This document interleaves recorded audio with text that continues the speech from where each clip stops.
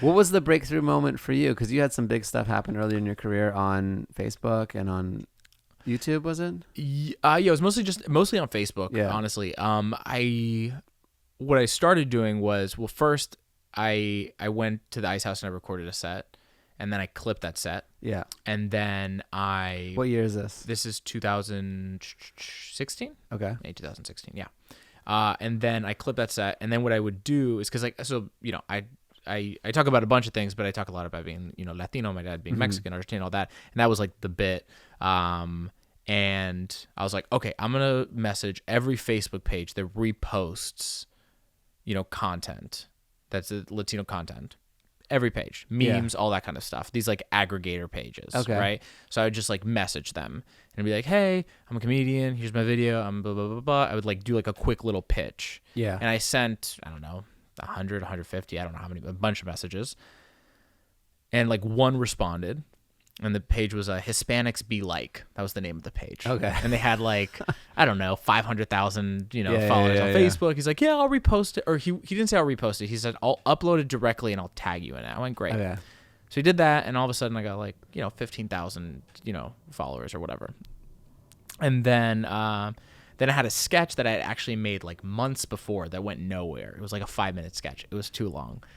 And I cut down like a minute of it. That was its own little thing.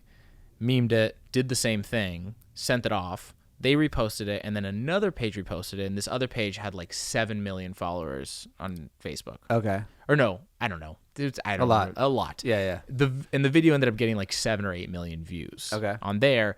So all of a sudden, I just like popped up to like $50,000, not dollars. $50,000. I wish it was and I bought a car. $50,000. Yeah. No, just like 50,000 followers, and then I just kept making content, and then I just built off of that 50, and it continued to grow. And then I essentially got to the point where I was like, oh, okay, there's like people following me, and I know where they live. Yeah. So then that went back to like, well, let me go to their cities. But what was also important to me was I hadn't headlined before, so I'd been featuring, but I hadn't headlined, and I didn't want to do clubs because I didn't feel like I didn't want to do big clubs. I didn't want to overextend. How many people came and saw me, because I was like, I still am kind of figuring out how to headline. Right. And I want to make sure that I put on a good show for people because I want them to come back. So, I think the first time I went to Houston, so Dallas was the coffee shop. So the first time I went to Houston, though, I did it was like a 45-seat little room, How much time are you doing? How much time? I'm doing like 45. 45. Yeah. So it was like a 45-seat room. So there's no manager of an improv. There's none of that. You know what I mean? Right. The stakes are different. The stakes are like business stakes, but not like comedy evaluation stakes. Exactly. Yeah. So that kind of went back to like the self-awareness and not allowing ego to get in the way of being like, right. well, I can fucking sell it. I'm gonna do it. And it's like, maybe you can sell tickets, but can you put on a good show? Right. And that's about also just like establishing a trust. A relationship built on trust between you and the audience, because I respect and appreciate the fact that they, got a babysitter, that they came out and they spent money on a ticket, and they probably are getting dinner before. You know what I mean? It's like, oh, it's a big night out. It's a big night out. But when it all said and done, you spent at least $100, right? So I try to bring that respect to the show, whether it's, however many people it is, it doesn't matter. And that sort of philosophy has sort of informed the decisions I made in the beginning and the decisions I made since.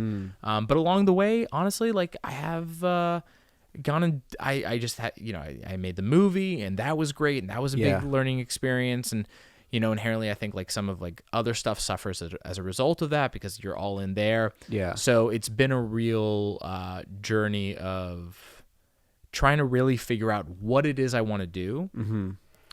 What that looks like, the type of stuff I want to make. Yeah. And that is really now informed by just like the type of stuff I enjoy making, because I think that's going back to consistency. It's really easy to be consistent when the stuff that you're making are the things that you enjoy making. Right, because it makes you want to create them. Makes you want to create them. Yeah. You're less susceptible to worrying about like how the video does. Yeah. In terms of like in terms of views, engagement, all that kind of stuff. It's like, I like this, so I'm putting it out, and then I'm moving on. I'm gonna go make some more stuff, and I'm gonna put it out, and blah blah blah. Yeah. And continue to do that. And just and working towards it. But then on top of it all, just like focusing on not on just trying to become better.